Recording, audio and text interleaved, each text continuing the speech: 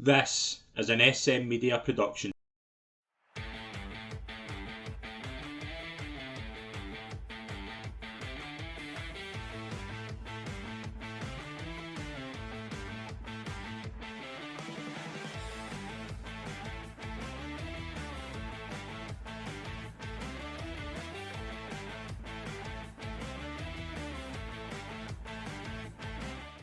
Hi folks, and welcome to the latest episode of the Rangers Assessment, your exclusive SM Media Rangers podcast. I'm Scott McPike. It's an absolute pleasure to be your host as always. It's been a busy few weeks since we've last been on. We've seen new managers come and go. We've seen old ones thankfully disappear, as we'll get into later on. But we're now at the stage we have the 19th permanent manager of Rangers Football Club. And the first Belgian one, Philippe Clement is the new Rangers manager. He has been appointed on Sunday. We're recording this on Monday night. I've got my two guests on tonight to talk about it. First of all, you've seen him on the podcast before. It's a pleasure as always to welcome on Scott McKay. How you doing, Scott? All right. Thanks for having me on again, mate. Pleasure. Always a pleasure to have you on. And his first appearance on the podcast, but you'll have seen his writing talent, so at our disposal. A pleasure to welcome Alexander Cruickshanks. Right, Scott, thanks for having me. I'm excited. It's a pleasure. I'm looking forward to this. Scott, it's been a bit of a hectic couple of weeks, shall we say? It sure has. It's not half it. Not tough. What do we think about it? Like, obviously, I am very much of the opinion that Michael Beale's card was marked after the Celtic game. And to see him after the Aberdeen game and knowing the writing was on the wall, part of me thinks it's a total mess, the club at the moment, but it was the right call. There's no doubt about it. It was the right call after that game. Aye, definitely. And I think what new manager's going to bring in is what he's already said in his interviews. He's going to bring clarity to the forward areas. I think that's what was missing for Michael Beale's tenure this season was the lack of understanding on the park of what they actually wanted him to do. I remember in one of the matches, the home game. I think it was the home game at Livy, 1-4-9, when Dujon Sterling came on and Tavernier get moved up the park. Now, Tavernier actually says this in his post-match interview. He says he had to go. He asked Dujon Sterling, where am I supposed to play? And he says, I don't know. So Tav actually had to go and ask Beale and his staff, well, hold on a minute here, where am I playing? That for me, and he was laughing while he says it, that for me kind of summed up Michael Beale's tenure. And that was the problem. That was where I kind of came down after. I would probably say the Celtic game was where I thought I don't see this turning around, but it was the Motherwell game, Alex, where I looked at that performance, and the first thought I had after that game was thinking of all those poor people who were sitting in that crowd in a freezing cold game and thinking, what on earth have they paid money to go and watch today? Because it was a 1-0 win, but as Scott mentions, there was no style, absolutely no style. And we hadn't seen it. I can't think off the top of my head of a good performance for 90 minutes this season up until then. But it was so drab. It was just, there was nothing there. The goal's a deflection from Dessers, who, let's be honest, we'll get into in a minute, but that was the only point in the game where there was something happening. And I remember saying, I've got a friend who's a Motherwell fan. I said to him, if Motherwell had a Kevin Van Veen, Michael Beale would be away that night. And that was the conclusion I had of the game. But my other one was, anybody going to watch that, what a grim day that was. Yeah, well, I was actually there myself, and it was so boring. And I've said this to many people. See if we were playing well, maybe we weren't getting the results. Maybe you could see an area where he could be given an opportunity. But it's just, as you mentioned, the style of football. You just don't see where he's going. You had no idea what he was going to do. The players didn't seem to have any idea what they were going to do either. And that day in particular, grinding out the win it didn't feel like a win walking out the stadium, I'll tell you that. It was really, really poor. And like you said, the deflected goal. And it was what compounded the misery as well. One of our only bright sparks, Rabbi Matondo, he got injured that game. He was one of the bright sparks for the whole season. But that says something as well when we're relying on players like Rabbi Matondo, who last season everyone wrote off because he was really, really bad last season. And now we're relying on players like him to carry us through games, and it's a disaster that he gets injured, and it's just a mess at the moment. And even you mentioned the 4-0 victory against Livingston. My dad and my brother hadn't seen it, but I was at the game, and then I was talking to them after. They're like, "Oh, 4-0 win. That must have been quite good." That was in the cup on the Wednesday, and I was going, "Yeah, we won 4-0, but it was still just awful." I think Livingston are quite a poor side, and they sort of collapsed. And you've seen it. We've seen it a couple of times, like when they played Celtic, and they had Celtic had 10 men for the majority of the game with Joe Hart getting sent off, but they still managed to put three past them. So yeah, and I think with the new manager coming in, hopefully he seems clear on what he wants to do, and he's got a more defined style of play, and he's saying all the right things. So hopefully, better times are coming for Rangers. And the next point I want to go before we kind of talk about the managerial kind of appointment and the pursuit and things like that. Scott, the summer, I remember, I think you were on, we were talking about recruitment in the summer, and there's a few things that obviously we've seen who's been brought in, like Danilo's been brought in, Dessers, Lammers, and my first thought was, where do they all fit? Where you're spending, what, 11, 12 million? You've got Cifuentes as well. Dowell's there. I really like Kieran Dowell, but my thought was, where does this all fit? Because I don't see Danilo being a wide player. Lammers, I'm not sure is a wide player. Dessers, I think, needs to play in a 2. It just seemed this mess of recruitment when you let a manager do what he likes, and they brought the players in, but I still don't know what the plan was for where they were meant to play, because Rangers don't have any width. Like Ryan Kent's away. Do you know what I mean? We were screaming for a right winger. Seema's not a right winger. As much as I think Seema could be a good player for Rangers, he's not an out-and-out right winger. To leave yourself with no width, and the one for me was, we were hearing all summer he wants a left-sided centre back. Ben Davis has been told he can go. Then a week before the transfer window shuts, we actually looked at a centre back. We were out. We didn't want to pay the money, so we just went off a left centre back together. He should have been sacked there and then for something like that.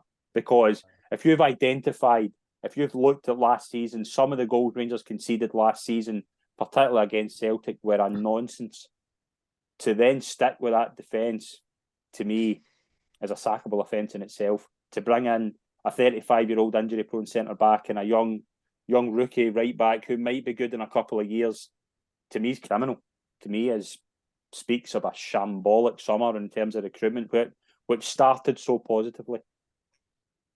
I think when you look back, you can view the signings of Balogun and Sterling in two ways, Scott. You can either view it as it's going to be a stroke of genius in terms of Balogun comes in, stays fit, and I think it was one of the league fixtures at home to Livy. I can't remember who it was, but anyway, Balogun and Suter played together. Yeah, that's right. Yeah. And it looked like a good balance. So it's probably one of the best defensive displays we've had this season, to be honest with you. And if Sterling comes in and hits the ground running, then you're like, all right, well, we've got half of that one, but unfortunately, we've not got half of it. The defence needs major reconstruction. James Tavernier, for me, if I'm starting at right back, James Tavernier's not got legs anymore. I think James Tavernier needs to be moved further forward up the pitch. He needs to be stripped to captain's armband. He's had far too many failures at the club for me to carry on as a captain. He's not captain material. He can't. When he goes getting tough, like away to PSV when we're 4-1 down or whatever it is, he's not galvanising the players to show up, and he's just not Rangers standard for me in terms of his body language is all wrong 100%. as well, isn't it? His body language. 100%. And then you go into Connor Goldson. Connor Goldson's got countless mistakes in him. I think I says in one of your earlier pods as well, Scott, that Connor Goldson's, yes, he's a good kind of standard Rangers defender, but he shouldn't be a leader. Mm-hmm. He's not a leader. He could be a good partner for somebody, but he shouldn't be our best centre back at the club. He was hailed as a messiah for a season up to there. You're kind of looking at it and you're like, right, all right. Then the left side of defence, Christ, I think it's one of the things me and you strongly agree on, Scott, is that the balance is it's so wrong, it's not real. It's so wrong. The balance just has not been there in the slightest. No, and when I kind of looked at, obviously when Bale was sacked, and I think we knew it was a matter of time that weekend, and I thought the Thursday night we would see some sort of energy. Like Stephen Davis is there, and the one thing I was hoping for is these players criminal, man. and they're serial. Let's be honest, and I'm not going to hide my words. I remember having this debate with somebody we all know quite well, and he's well known in the kind of Rangers kind of the fan media. I remember having this debate with him at the time, and the Hearts game. Remember just before COVID, the Hearts Scottish Cup game, they get beat 1-0. I said this team's full of losers. This team is not. This team have run the race in terms. This was before 55. I said this team cannot. This isn't going to be a winning Rangers team. In 55, you thought it changed that, and I looked at the same sort of players, the likes of Goldson, Barisic, Jack to a lesser degree, Tavernier as well. Now, I'm the first to say Tavernier in terms of an attacking output has been a tremendous servant for Rangers. Yep. I agree with the words about not. I don't think he was captain material when he was named captain. I still stand by that, but I think we'll get into that in a wee while because it's something I want to touch on, and I see Scott's point of view. But my big thing with this team is what they aren't going to be part of a serial winning Rangers team. Like when I look at the way this team's been constructed over the years, it's been so poorly recruited in terms of what Celtic have done so well in the past few years that Rangers haven't is selling at the right time. Celtic sold Ayer at the right time. Edward left probably maybe a year too late, but Celtic have been able to sell really well. Juranovic, Giacomakis, they all leave at the right time. Rangers keep Morelos, Kent, and let them go for nothing. That's criminal. That is absolutely criminal, and it speaks to a big problem in this Rangers side. But the big thing for me right now is what I think Clement has to do. He has to look at this side and go, particularly that Thursday night where I looked at just how slow Rangers were, and that gap. One of their own was in the touchline, leading that team. Stephen Davis was there. Do you know what I mean? For a reason to take over the side, and the players let him down. The players let them down, and that is what they do. Yeah, absolutely. And on the recruitment, you were saying, it seems that they've recruited a group of players where the core mentality is all wrong. Yeah, you know, they just all seem so downtrodden all the time, and they can't seem to get over that mental sort of hill. And every setback just derails them completely. And on Thursday, I was expecting a bit of something, though, a bit of fight, you know what I mean? A bit of energy in the team, which we haven't seen for basically the whole season, with a couple of exceptions in European performances, but like Real Betis, but that's like probably the only good game we've seen. And yet, against Limassol, I was sitting watching it with my dad, and we couldn't believe what we were seeing. It's unprecedented. Even when we were coming back up under Steven Gerrard, and our team was basically pieced together with any player we could get, they showed more fight in the European games than what they showed against Limassol. And it was the same dull style, put awful defending for both the goals. And Limassol, they outplayed us and they outfought us, and they wanted it more than us, and the players just seemed like they didn't want it at all. It was a better performance against St Mirren, but still it wasn't great either. And I just hope the new manager can galvanise them and get them believing in themselves again, because I really think they don't believe in themselves. They don't believe they can do what's required of them. And I think that is a big thing that has happened throughout the years, and a big thing that Celtic have that we don't. I think reality. I think they're second. Winning mentality. They know they're second best, and they're accepting their second best, and that should never be a Rangers attitude. But Scott, leads on to the manager front. Obviously, once Beale was sacked, and I'll be honest, I was glad to see the back of him. I didn't like the way he came across, his arrogance, the way he got the job. I thought, now looking back on it, was really poor. Just the way he handled that, just the way he kind of stuck Gio in the mud, in my opinion. He's now, I think the way he's recruited shows that I don't think he can ever get a job in management like that again. I think it was too big for him. I don't think he's a manager. I think he might be a good coach, a number two. I don't think he's a manager, but we've seen this for the past 2 years, and one thing I think changed now in this managerial recruitment process. The past two management processes, Rangers had their target already in their head. They knew who they wanted. They knew Van Bronckhorst was the man. They knew Beale was the man they wanted. This one wasn't that, because it went down to the wire. It was between two men. I know who you wanted. How do you feel now about Clement coming in?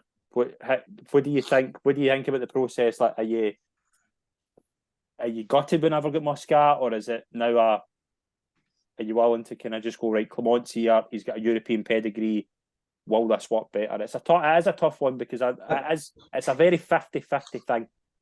Aye. What I will say is that we've not had a Rangers manager with this pedigree since Walter Smith come back. No, I'd agree with that.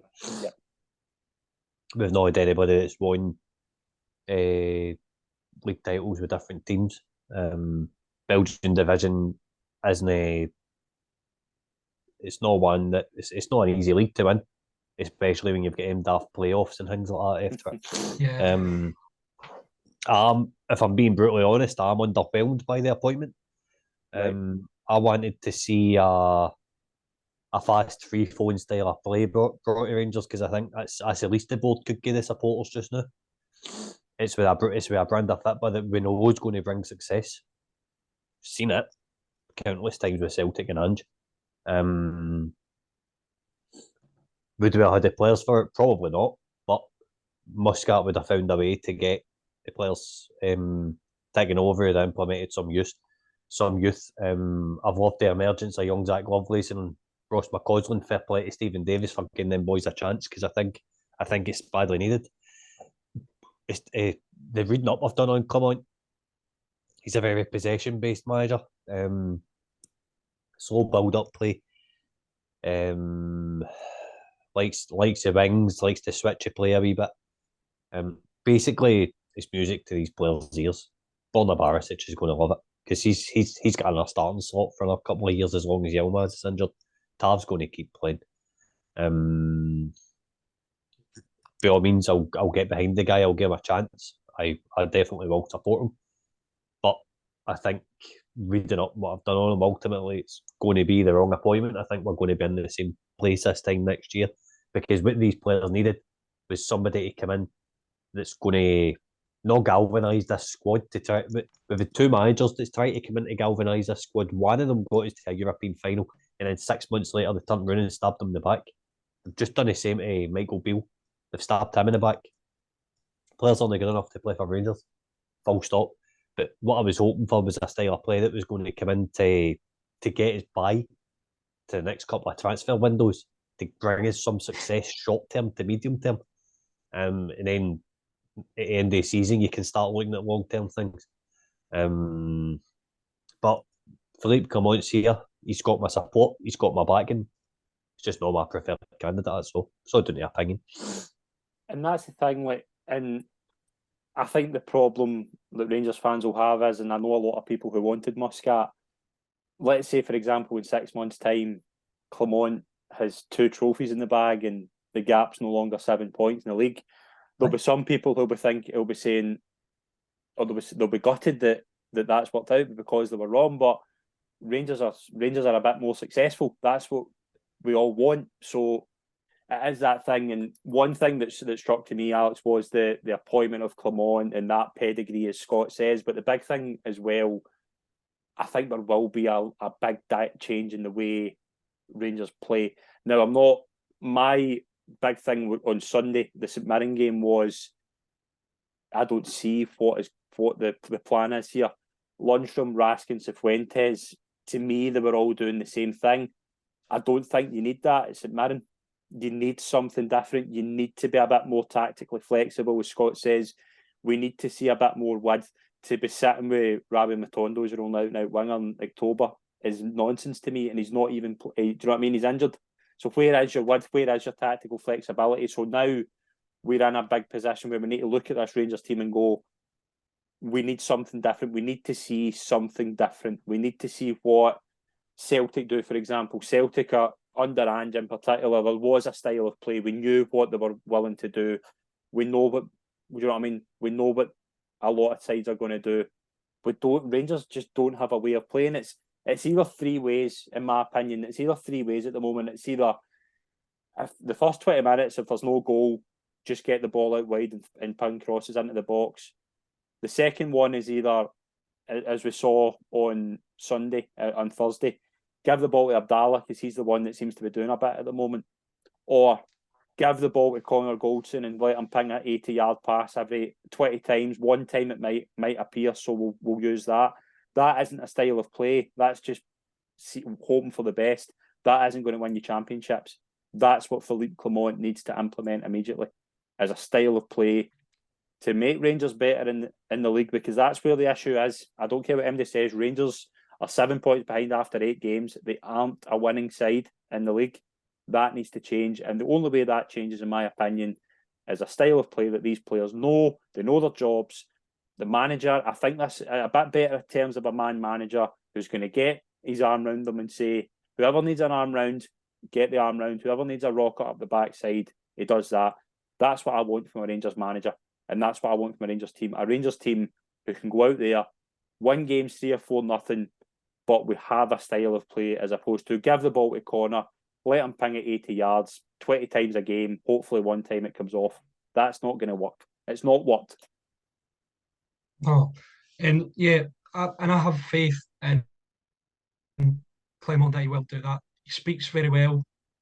I was watching a couple of his interviews. I'll actually get a couple of quotes here about his football, and he says a playing style that's created about scoring goals and being dominant.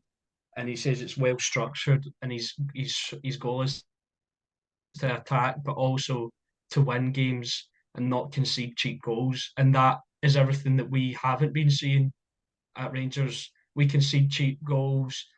We're always we're either chasing or it's boring and we can't score. We can't seem to break through. And like you said, there isn't a structure. There isn't a playing style. Just like you said, just give the ball to Connor Goldson, ping it, see what happens. Give the ball to Tavernier, get him whip it in the box, give it to Barisic, get him to whip it. And we've got no players that can actually do anything. But yeah, I would have been happy with either appointment between Muscat and Clement. I was slightly leaning towards Clement because I think his credentials are slightly better. Obviously, we've learned not to write off managers who haven't managed in Europe the hard way, but because of Ange Postecoglou. But I think Clement was the right appointment. He's a proven winner. He's won 3 Belgian leagues, one with Genk and then back to back with Bruges. And yeah, he just seems like the right man for the job right now, and he seems what we need. And you mentioned the man management. That's something that I think needs to be done. And I've heard he's excellent. He takes real interest in the players' lives, and he wants them to tell him what they need to succeed. And he'll give young players an opportunity. He'll give anyone an opportunity. But one thing that I've also seen is if you mess him about, he won't hesitate to get you out the squad. He's done it before where he's dropped experienced players in favour of the young players because they weren't doing what he wanted. And I think that's what we need, as you mentioned earlier, Scott. Yeah, absolutely. And that's the big thing. Like Scott, we'll go back to, obviously, I think it's very rare that a Rangers manager is going to come in and in 2 months' time they could be in a position to win a trophy. But he is in a very good position in that regard. But the big problem is right now, next 5 games, 2 games against Hearts, a game against Hibs, away to Sparta Prague in the Europa League. It's a massive run of games to start with, and he will get the time. I'm not I do very much believe now. I agree with your point on the players are getting the attention of, like, for example, I think Gio got a lot of a stick for the horseshoe, as we called it, but we could see that wasn't working domestically. But as you say, there was a lot of the players are getting away with murder, in my opinion, and I'm looking at the likes of John Lundstrom being a perfect example. Explain to me what John Lundstrom's done to be a starter every week, because I don't see it. I want a player to be there in merit. I want to see why, like, the only two I can say right now I would start in merit are Seema and Butland. I don't, maybe Raskin to a degree, but I think it's more because Raskin brings something when he's at his best that nobody else in the Rangers team does. But right now, there's nobody there in merit, and this is what I mean by Rangers need a clean slate. I don't want to see this Goldson playing 30 games a season because there's nobody else there for his position. He's going to play youth. He'll put youth in. I've been told that tonight by Sven Klaas. He'll put youth in if he gets a chance. We need to see a lot more attitude, a better attitude for these players, as opposed to Borna Barisic being a perfect example. I think Borna Barisic has done at this football club, but he's still the first choice. And that to me says these guys are here. These guys are running the joint. They can't be taken out of the team. If I was Clement, I'd be going, what have you done for me lately? What have you... He was watching that Rangers Motherwell game and the plane. What's he seeing there? What's he seeing there? Is he going, right, these guys need to play every week? Because I don't see that. I don't see what these guys have done. Seema and Butland are the only two for me right now who I would say these guys are in, but they're in because they've had a good start to the season. None of the others have. Aye, you know, 100%. Going back to your first point, if he's going to get time, he'll get time if we see something. He needs to get credit in the bank in his first couple of matches. Yeah. We need to see some. We need to see a shape. We need to see a clarity. We need to see a style. If we don't see that and it's a couple of bad results, then the fans are going to turn on the board as well as him. It's just we've been starved of success for that long that our patience is. But do you know what I think now? Do you know what I think though now? Because that game in Limassol, for example, where you've seen the players completely, for lack of a better term, shit on Stephen Davis, because that's what, in my opinion, they did. Do you know what I think now that the players will get more of the stick from the boardroom, well, from the fans, as opposed to the boardroom at the moment? Because I do think in terms of, I think that it was certainly the most impressive in terms of, you looked at the list and I thought Clement seems to me to be the most, like, the hardest one to get. So they've done well in that regard. But now I'll look at the next 5 games and I agree with you. If he doesn't get a win out of any of them, it could be quite hard for him. But the players will get more of the blame than the manager, in my opinion. And I think they should. We need to see a style though. Yeah, I agree with that. We need to see what the manager's trying to do. That's what I'm saying. See if he gets a few bad results this next run of matches, but we're seeing what he's trying to do, fine, not a problem. The support will back him. But if we're just seeing another the same level of performance that we were seeing under Bill, then we're going to be like, well, what's he trying to do? Difference, What's he doing with this squad?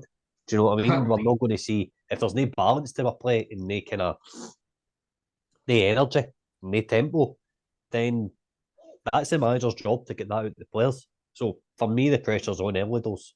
He needs to come out and get results right away. He needs to get players ticking. And I would feel like which Rangers FC he's managing, I would fully expect him to do that. To me, he needs to bring in on that right wing. It needs to be McCausland or Lovelace every week now, every single week, and he needs to bring Bailey Rice into Midley Park. He needs to bring a youth player to defence, John Lee Ufeko, anybody that's going to come in and instill a wee bit of. We need players to play without fear, and that's what youth's going to do. Even if you're only bringing them in for 2 or 3 matches, you're bringing it in just to galvanise the squad a wee bit and say, no, you're not Borna Barisic, you're not going to start every week because I brought in somebody left back Aberdeen and done brilliant. He needs to come in and put a stamp on. Yeah. I've seen it in his interview today with Rangers with Sky Sports that he's not going to do that. But going by what he says today, he says he likes making small changes and things like that. So it sounds to me as if it's going to be a similar lineups to going forward. But one thing about Stephen Davis is Stephen Davis has brought in youth, and it's worked for him against St Mirren because he knew there was absolutely no creativity on that park whatsoever against Limassol. So he did the next best thing, and it's the only way to change that squad up because the squad's hopeless. I mean, Sam Lillis. And I agree with that. I agree with that the squad's hopeless, but it's not. We are in the middle of we're between transfer windows. He's going to have to get a tune out of what's there. Now, I'm the first to say that I don't get what Cyril Dessers. I don't believe there is anything there though, Scott. I don't believe there is. But that's up to the man. If the manager can get a tune out, do you know what I mean? If we see Cyril Dessers, if he somehow gets a tune out of Cyril Dessers, I think that's as good an achievement as I think any Rangers manager in the past 10 years, because there's nothing, to me right now, there is nothing there. I don't, do you know what I mean? If somebody was to ask me to explain Cyril Dessers to me, it's like he's playing in a one, he's always offside, and he doesn't have the mobility to move about. No. So what on earth did Michael Beale see to go, that's going to work in Scottish football? See, to me, just one last point. To me, Cyril Dessers shouldn't be starting if Danilo can wear a face mask and play. Dessers shouldn't be kicking it off. Definitely. Danilo's shown he can score goals and he can be a threat through the middle. So for me, Dessers should be benched. But that's the thing. That's what I'm saying. Yeah. Like last season, for example, I think that he started with this narrow system that had Matondo and Sakala as kind of the two up front, and they were able to kind of peel away, and it brought Cantwell in a bit further forward. If he's wanted to play that system in the summer, what on earth has he seen Cyril Dessers there? And we said this at the time, let's not kid ourselves. We're not saying this with the benefit of hindsight. This was a concern at the time when Dessers was signed. What is he going to do? His goal scoring record didn't appeal. I was hearing he was very much a hold-up player, that he would bring other players into the game. So I was like, right, okay, that's fine. Maybe we'll let a Danilo or a Lammers beside him. We could see that. There's nothing. There had been nothing there. So he is going to have to work with what he's got. And that's the thing. There are players there. Like somebody was saying about Joseph Fuentes being a perfect example. They haven't seen anything so far. What's he been told to do? That's what Scott's saying about Tavernier coming on getting up further forward and been asking Sterling. The captain is asking a 23-year-old right back where to play. What does that tell you? That tells you there's no cohesion, there's no rhythm. That's what Clement has to come and do, but he also has to look at that squad and go, right, he might want to play a 4-4-2 with a double six. If that's what he wants to do, he has to look at that squad and go, does the way I want to play fit this? It has to link up. He has to look at that squad and go, I need to fit this squad. Now, I'm not saying the squad right now is a mess, but it has to look at it and go, how can I get the best out of this squad until January? Because I do think he'll get a wee bit of money in January. I don't think he'll get a fortune. I think he'll get enough in January just to make a few wee small changes. But he's got to work with what he has until January, Alex. Yeah, and also on your point there, he has to get something out of the squad and his style of play. From what I've been reading, he's not afraid to change it up. He changes formation quite often to fit the team he's playing. He's tactically versatile, and that's something we haven't seen. And that's one of the main selling points for me, a bit of tactical versatility and using the players that he has to the best of their abilities, trying to get a tune out of them. You're talking about Dessers. He's a man void of confidence right now, and it's not even if he's showing anything either. Like nothing at all. He's not showing all the goals he's scored have been like flukes basically. Servette bounced off his knee and the goal, a penalty, which anyone could I could have scored a penalty.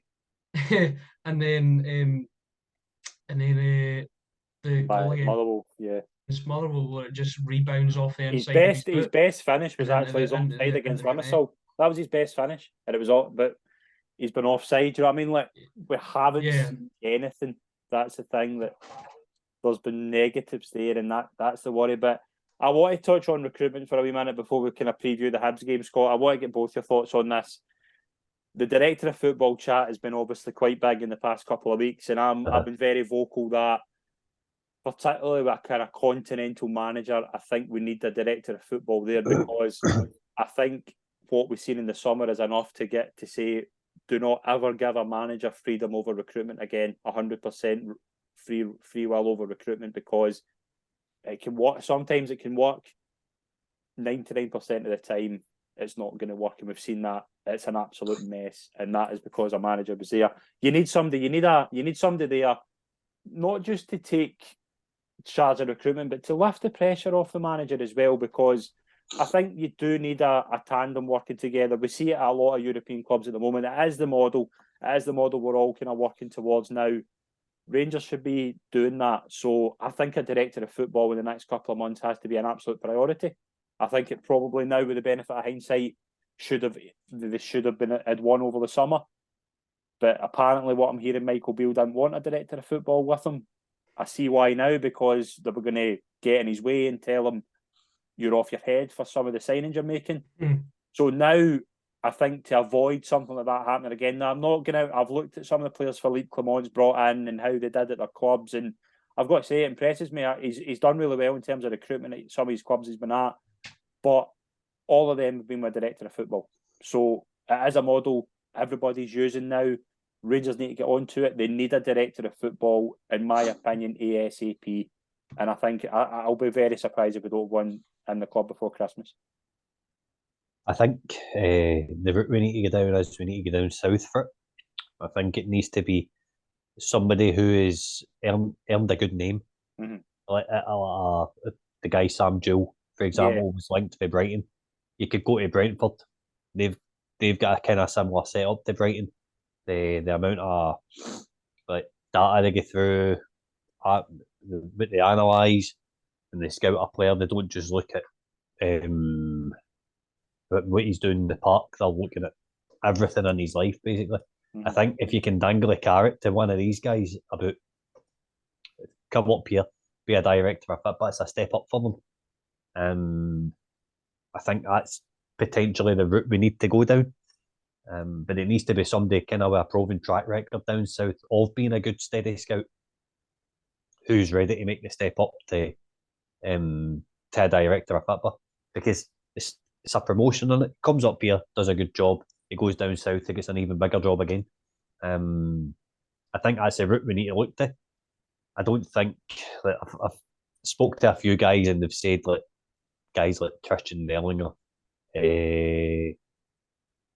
who else was it? Bocanegra was mentioned. Bocanegra was mentioned a while ago. Bocanegra, no chance. Don't make me laugh, man. But I don't think this is a problem Rangers need to get out of, and Rangers fans need to get out of.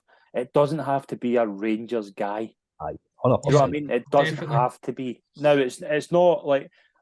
Then again, when I'm saying that, like when you're looking at when like obviously he's brought in Van der Heyden, who I think is one that he can trust pretty well. Clement seems to want a Scottish. I think that's more for the knowledge of Scottish football. Yeah, that's the coaching side, but if we're talking about director of football, it doesn't need to be it's someone who is a good eye for a player. That is the priority. That's it. That's it to me. That's why you go down south. You look at clubs like Brighton, Brentford, everybody that's done good recruitment, and you go and try and take their best scout off them and give them a promotion up here so that they can come up and further enhance their reputation to go back down south as a director of football.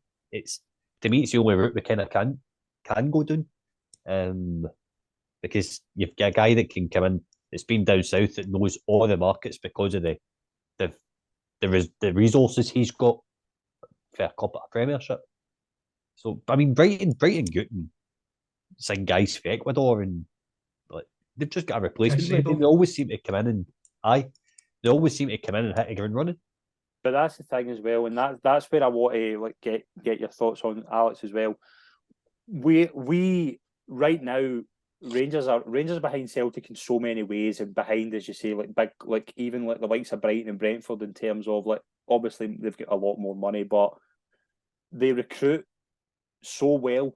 These clubs, even some of Celtic's recruitment over the past 10 years has been so much better. The only one I can think off the top of my head where I can look at Rangers transfer deal and think that was a superb bit of business from the start to finish was Calvin Bassey. That's the only one I can remember off the top of my head. Celtic, I could think of Wanyama, Van Dijk, Hooper. Juranovic, Giakoumakis. They've done it so many times. Rangers need to get into that habit of what Brighton are doing. Do you know what I mean? They're bringing in the likes of, who, just off the top of my head, Alexis McAllister, bringing him in for a cheap fee, selling him on to Liverpool for 30 million, but he's made his mark at Brighton. Rangers need to do that. That needs to be the start. We need to see that a lot more often. Rangers need to be doing what the clubs in the continental Europe are doing. They're bringing in players cheap, selling them for a fortune. Rangers are bringing in players. Where's the sell-on value in Cyril Dessers? Where's the sell-on value in Sam Lammers? You can do it. They're spending money. Why are Rangers so far behind in that regard? Yeah, it's poor. When you look at the types of signings that we've been making, I think I can't remember exactly, so don't pull me up on this, but I think we've got like the third oldest squad in the league. And that's from signing players like Dessers and Lammers, who Lammers is, I believe, 26, 27, Dessers 28, 29, around that age. We're signing guys who don't have proven track records, who are older, and hoping we can get the best out of them. Sam Lammers, you can see there's a technical player in there, but he just doesn't seem to know what to do with himself half the time. And his only good season was when he was about 20 or something like that. And throughout the rest of his career, it's been really poor. And you look at the recruitment, like you mentioned, Brighton and Brentford. Already said Caicedo, and Brentford. If you remember, we were linked with Ivan Toney while he was at Peterborough. Brentford signed him based on their scouting process, and now look at him being linked to £80 million moves, that sort of thing. And speaking of bringing in younger players, one guy who I saw we were linked with, if Clement come in, it was a possibility, was Paul Mitchell. He was the director of football at Monaco, and he has an incredible track record. I did a bit of research on him earlier. He started at MK Dons. Then he went to Southampton, and he brought in Stephen Davis, Sadio Mane, Dusan Tadic into Southampton. He then went to Spurs, brought in Trippier, Alderweireld, Son, and Dele Alli. And he resigned from Spurs in 2016, and Man United and PSG were looking at him. He ended up joining RB Leipzig, and he was in charge of developing youth and like overseeing their whole project. And his records is amazing. He coordinated the operations for Red Bull, basically all the clubs like New York, Salzburg, all of them. And he's brought in players like Danny Olmo, Christopher Nkunku, Ademola Lookman, Dia Upamecano. And that's the type of guy that I would want here. It's a decent list, isn't it? It's like a good list. Yeah, it's a good list. When I was reading it, I was like, he's found all these guys, and we were linked to them, and that it seems like almost one that wouldn't be possible because of his track record. But he's got a policy of he signs players under 24 as well, and that's what we want. We want good young players to be found that can do a job for us and then sell them on, because I think a lot of people are under the illusion, because Rangers are a massive club, but if we want to survive and want to do well, we need to be a selling club like Celtic have been. We need to bring in players, develop them, and sell them at the right time to move us forward. Before we wrap up the show, guys, what's the final words of Philippe Clement? Scott, it's a big game on Saturday. It's Hibs at home. It's a big game anyway, but it's going to be a big welcome for the new manager. What are you looking to see? What's the 90 minutes? Which are three things you're looking for? If I was to give you three tasks, what would you want to see implemented on Saturday? What's the main targets for you? Main target for me is obviously a victory and 3 points. Right. That's that number one. Without saying. Number two is an identity. I want to see what he's going to bring. I want it to be clear. I want it to be precise. I want it to be a good performance.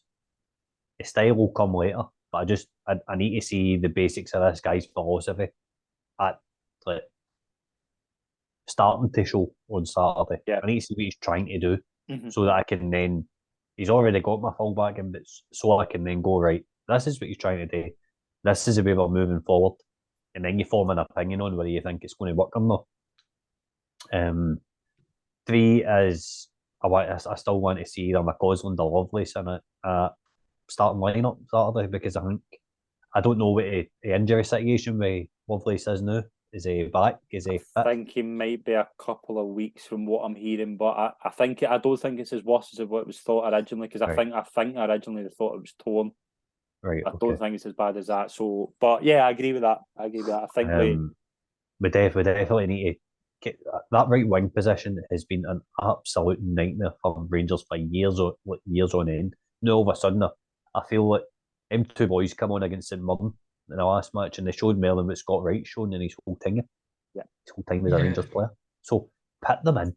What's the hell it's going to do? They're going to see what it takes to win a football match. The way you create chances is just skin a player, and a winger skins a fullback, and that's what that's what Lovelace done for a penalty against St Mirren. It's so simple. Just get back to basics. Get an identity in the park. Let us see what you're trying to do, and you'll get a crowd on side. I think that's it. I think that even if it's like I do think they'll win, because I do think there'll be a wee buzz around the stadium. I do think there'll be a bit of a boost, and I think it'll fire the players on. But yeah, you're right. I just want to see. I just want to see something. I just want to see better, because we haven't seen. There's 45 minutes against PSV. I thought they were decent. The 20 minutes against Betis at the end. I thought they were okay against Livingston for the first 30 minutes in the cup. But apart from that, nothing's jumping out to me as like a really good performance. I haven't watched Rangers this season and thought that was good. Like I haven't seen it. It's been a chore, to be honest. Like, it's been a nonsense, really. And I just don't want. I want to see a buzz round the stadium. I want to hear people at the game going, "This is what we're here for. This is worth the money we're paying," because you aren't getting that. We're living in a cost of living crisis right now, and how many guys, girls, children are going to the game now and been bored at their skull. And that's what I want to see in the next few weeks. I just want to see a bit of an identity as Scott said. I think as well. Hibs are going to come and give us a game on Sunday. And Hibs, they're flying under Nick Montgomery just Hibs should be absolutely relishing the chance of coming to Ibrox right now. Hibs are flying under that boy just now. But Rangers should be using that as well. Clement should be looking. I would like to think he'll be looking at Hibs and assessing the opponent and things like that. He'll know that Hibs will fancy their chances. He'll know Hibs will attack. So that could be a good opportunity. But I want to see something different. What I think we'll see is a decent display. I think it maybe be a bit. I think Rangers' 2 biggest problems for me, and we were saying this earlier on, if it gets to 20 minutes and it's nothing each, Rangers will just completely slow the game down, and they'll just resort to just passing the ball about. And we saw that against St Mirren. There was just no style of play until there was 2 wee bits of football, as you said. Zach Lovelace for the penalty, and then Raskin for the second goal. They were the 2 bits of football, and it's sad that they're the only 2 bits of football you remember for the game. And that I want to see maybe 10 or 15. I want to see Rangers absolutely battering Hibs' goal all game. I want it, because that's the way Rangers are going to impress. If we see that, we'll go, right, this manager's brought something different. He knows what he wants to do. And I think the fans will get on side with that. Alex, what do you think? What's what you're looking for on Saturday? I agree with your points there. And I just want, from the players, I want to see a bit of energy from them. A bit of urgency and a reaction from them. Because obviously, I think they know it's not been good enough. But I really hope it's sunk in. And they come out on Saturday and they give us something to be excited about again. You know, like you mentioned, it's a chore watching Rangers games. And I was talking to my dad and I went, you know, it's bad because I used to be excited to watch the football, and now it's like, oh, Rangers are playing. So I hope we see a reaction, and I hope we get a bit of excitement back. And I hope, like you said, we batter the goal and we get to see some good attacking football. I think obviously it will take time, but I hope we see at least something to show we're going in the right direction at the weekend. It's going to be a fascinating weekend at Rangers. Philippe Clement is the new Rangers manager. His first game's on Saturday. We will have post-match reaction on Saturday night in our post-match reaction video. and we'll have a post-match reaction pod on Monday night where we'll look at the game against Hibs, preview the Sparta Prague game, and I think we might be sitting here talking about a Cyril Dessers hat-trick. We can only hope. Thank you very much to our guests. First of all, Scott McKay, it's been a pleasure. I think he's on mute. And to Alex Cruickshanks, thanks very much indeed. Yeah, thanks for having me. Pleasure. Thanks very much, guys. We'll see you all soon. Cheers.